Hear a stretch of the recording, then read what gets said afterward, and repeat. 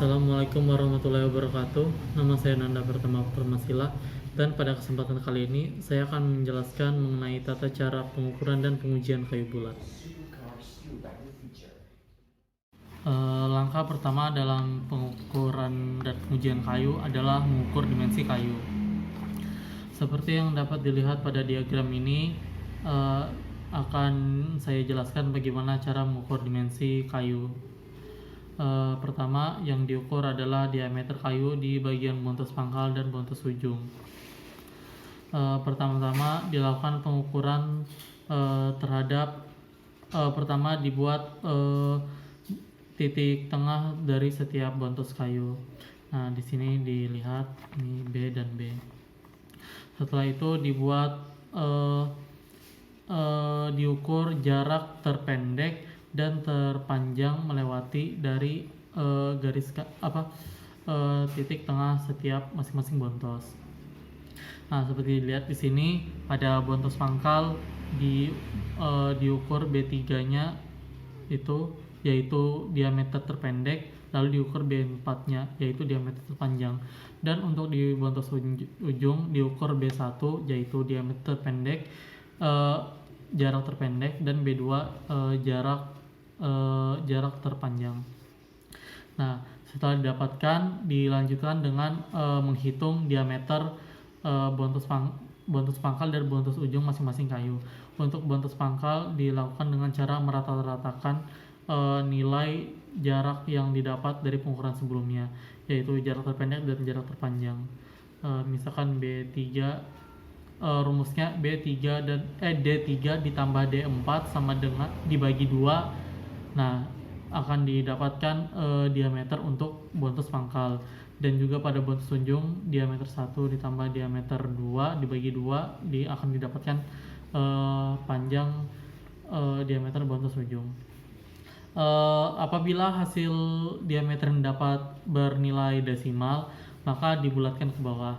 Misalkan kalau misalkan untuk bontos pangkal diameter satunya 30 dan diameter satunya 30 dan diameter 2-nya 31. 30 tambah 31 sama dengan 61 dibagi 2 sama dengan 30,5. Maka diameter untuk bontos pangkal tersebut adalah 30, dibulatkan ke bawah. Dan selanjutnya dilanjutkan dengan mengukur diameter kayu secara keseluruhan. Caranya dengan merata-ratakan nilai diameter pada bontos pangkal dan bontos ujung kayu. Nah, misalkan di bontos pangkal tadi kan 30. Nah, sekarang untuk di bontos ujung adalah misalkan 20. Berarti 30 ditambah 20 sama dengan 50. 50 dibagi 2 sama dengan 25. Berarti diameternya 25 cm. Apabila nilainya desimal, maka juga dibulatkan ke bawah. Selanjutnya dilanjutkan dengan mengukur panjang kayu. Nah, mengukur panjang kayu mengikuti badan kayu. Nah, misalkan kalau misalkan di sini kan kelihatan kalau misalkan di sini panjangnya lurus sejajar. Nah, kalau misalkan bentuknya melengkung kayunya, maka akan dilakukan pengukuran mengikuti alur kayu tersebut. Pada kesempatan kali ini saya akan menjelaskan untuk perhitungan cacat kayu. Pertama, panjang kayu sudah saya tentukan duluan, yaitu 9,89 meter.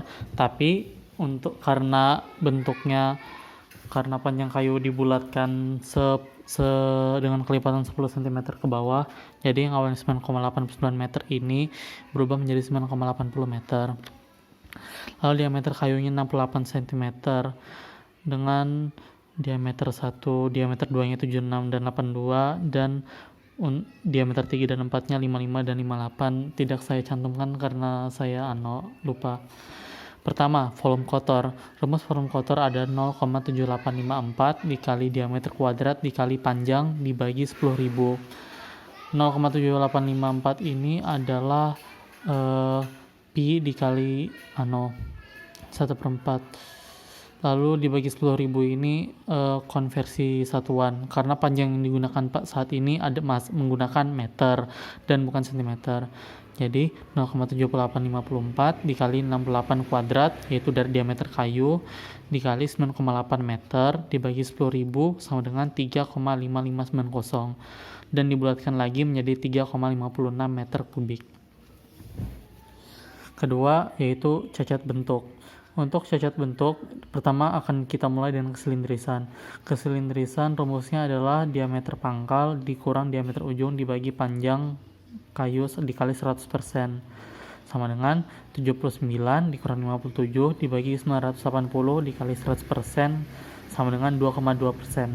Nah, 2,2% ini dihitung sebagai kayu yang tidak silindris. Untuk kebundaran adalah D1 dibagi D2 dikali 100% atau D3 dibagi D4 dikali 100%.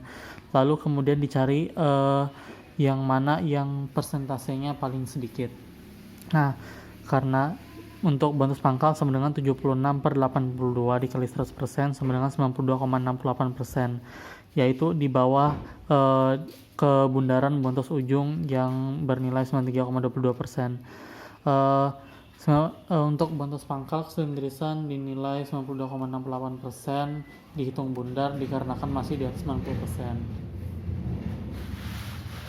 Kita lanjutkan dengan cacat badan. Cacat badan yang akan saya jelaskan kali ini adalah cacat pecah atau belah. Rumus cacat pecah atau belah adalah panjang masing-masing pecah ditambah lalu dibagi panjang dikali 100%. Nah, untuk kayu yang akan saya jelaskan memiliki dua pecah, yaitu pecah sebesar 35 cm dan 96 cm, lalu dibagi 980. Kenapa 980? Karena ini dibagi panjang kayu, karena nilai pecah ini dalam bentuk cm, jadi bahwa untuk panjangnya juga diberi nilai dalam bentuk cm. Jadi 35 tambah 96 dibagi 980 dikali 100% sama dengan 13,367%. Kita bulatkan dengan kelipatan satuan menjadi 14% ke atas karena cacat. Yang terakhir adalah cacat bontos. Cacat bontos yang akan saya jelaskan adalah gubal busuk. Nah, pertama untuk mencari cacat gubal busuk adalah dengan cara menghitung gubal busuk di area tertipis dan tertebal bontos kayu. Setelah itu dirata-ratakan tebal gubalnya. Apabila ada gubal busuk terdapat di dua bontos, dipilih mana yang paling besar. Misal ini 3 ditambah 6, baru tebal gubal busuknya sama dengan 3 tambah 6 dibagi 2 sama dengan 4,5 cm. Dibulatkan ke atas menjadi 5 cm. Apabila ada di bontos satunya yang memiliki misalkan tebal gubal busuk sebesar 6 cm, maka akan dipakai 6 cm. Cara mencari persen cacat gubal adalah sebagai berikut. 4 dikali tebal cacat gubal dikali buka kurung diameter dikurang tebal cacat gubal dibagi diameter kuadrat. Nah, jika dimasukkan 4 dikali 5 cm dikali 68 cm, yaitu diameternya, dikurang 5 cm, yaitu tebal cacat gubalnya, dibagi 68 kuadrat, baru dikali 100%. Hasil yang didapat adalah 32,17%, dibulatkan menjadi 32,2%. Kenapa di sini dibulat menjadi 1 desimal sementara di sini tidak menjadi satuan? Dikarenakan kalau untuk cacat yang mempengaruhi volume itu diberi 1 desimal di belakangnya. Cara mencari isi cacat gubal dalam bentuk volume adalah volume kotor dikali persen cacat gubal. Nah, volume kotornya sebelumnya adalah 3,56 meter kubik dikali 32,2%, sama dengan 1,1463 meter kubik. Dibulatkan menjadi 2 angka belakang koma, yaitu 1,15 meter kubik. Selanjutnya mencari isi bersih. Isi bersih dinilai dalam meter kubik. Jadi cara menghitungnya adalah V kotor dikurang V cacat. V kotornya yaitu 3,56 meter kubik dikurang 1,15 meter kubik sama dengan 2,41 meter kubik. Untuk isi sehat dihitung dalam satuan persen, yaitu 100% dikurang persen cacat gubal. Nah, 100% dikurang 32,2% sama dengan 67,8%. Akan dilanjutkan dengan pengujian mutu kayu. Pengujian mutu kayu akan dilakukan menggunakan panduan tabel persyaratan mutu kayu bundar daun lebar. Pertama akan kita mulai dengan kesilindrisan. Di sini disebutkan bahwa kesilindrisan untuk dihitung mutu P harus hampir silindris atau ke atas. Nah, karena di sini tidak silindris, berarti dihitung mutu D. Yang kedua, kebundaran. Di sini kebundaran dihitung hampir bundar, dihitung P. Karena ini bundar, yaitu di atasnya, maka ini dihitung mutu P. Lalu yang ketiga, untuk cacat badan bagian pecah. Di sini pecah dihitung dikurang 25%, kurang dari 25% dihitung P, dikurang 50% dihitung D, dan kurang dari 75% dihitung T. Ke atasnya mutu M atau mutu 4. Karena di sini pecah sebesar 14%, maka dihitung P. Yang terakhir, gubal busuk. Gubal busuk terdapat di bagian cacat bontos. Nah, ini gerowong, tebal, ini gubal busuk dan gubal tidak sehat. Untuk gubal busuk tidak diperkenankan di mutu P, karena ini ada gubal busuk berarti bukan mutu P. Dan sisanya untuk gubal busuk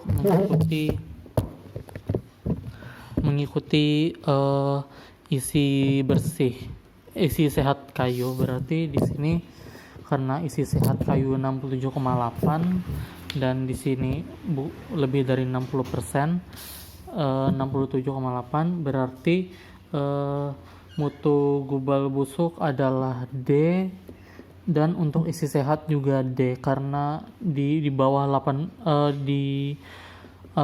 kurang dari 80%, tapi masih di atas 60%. Mutu akhirnya adalah mutu paling jelek di antara semua yang ada, karena di sini D, P, dan D dan D. Maka mutu akhirnya adalah D. Terima kasih atas perhatiannya, telah menonton video yang saya buat ini mengenai pengukuran dan pengujian kayu. Assalamualaikum warahmatullahi wabarakatuh.